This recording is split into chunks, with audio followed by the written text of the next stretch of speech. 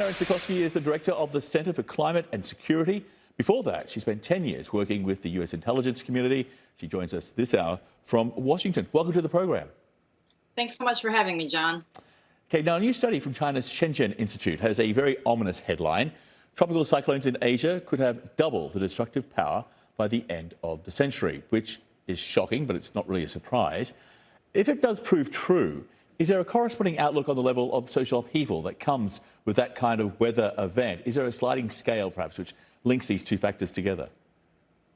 Sure. I mean, what will really depend is on the level of preparedness, right, that governments and countries have, because it's not usually just climate shocks alone that cause social upheaval or political instability, but it's those climate shocks layered in countries that are already facing, governance challenges where they haven't prepared for these types of storms and shocks and don't have a good plan for what to do or how to get ahead of it. They haven't trained their security services to be prepared to respond.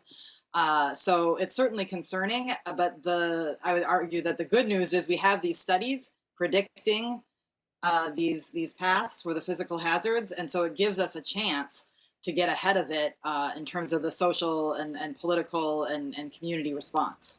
Yeah, at least the debate, is it real, is now over. Climate change, it's already being linked to some violent conflicts in Africa. The root cause, according to the United Nations, is the dramatic increase, or decrease rather, of water levels in Lake Chad, which has lost 90% of its surface area since 1963 due to overuse and climate change. The dwindling of water resources has led to fighting over what is left. This seems to be a textbook example of what happens when there is failure to manage and failure to share a resource, in particular when that resource is very scarce.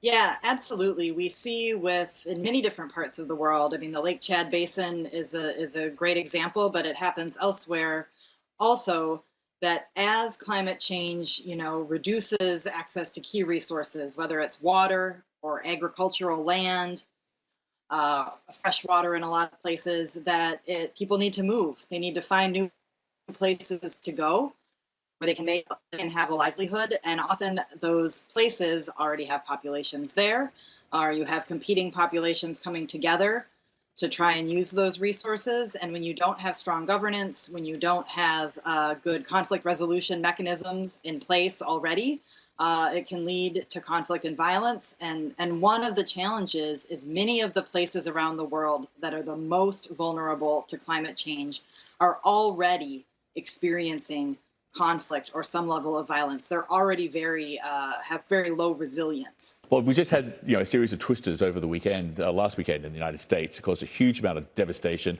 and loss of life.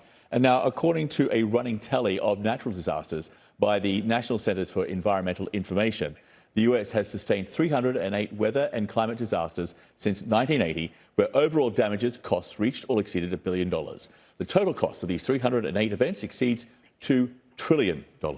So explain to me again, how this argument about environmental, healthy and energy renewable based economies is actually just too expensive. Because these disasters, they're just a warm-up, aren't they? The heavy hitters are still to come.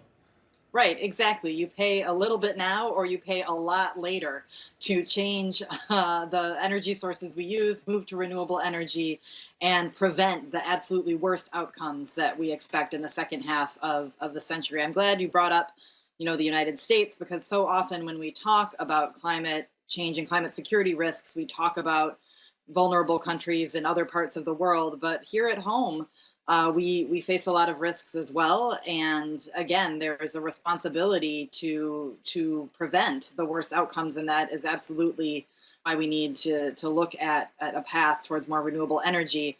I will say, though, that even if all emissions were cut tomorrow, we still have enough warming baked in that there are going to be risks that we have to deal with over the next 10 to 20 years. And so that's why adaptation and resilience is also critical. It's not one or the other, right? It's not either mitigation or adaptation. You've got to be able to do both to really get after the challenges of climate change. It's here, it's real, it's getting worse, and we've got to do something about it. Erin, thank you. Thank you for being with us. We really appreciate it. Yeah, thanks so much for having me.